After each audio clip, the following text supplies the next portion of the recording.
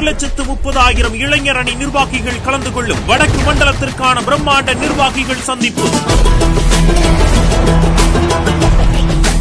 கழக இளைஞர் அணி செயலாளர் மாண்புமிகு துணை முதலமைச்சர் உதயநிதி ஸ்டாலின் அவர்கள் தலைமையேற்க கழக தலைவர் மாண்புமிகு முதலமைச்சர் அவர்கள் சிறப்புரையாற்றுகிறார்.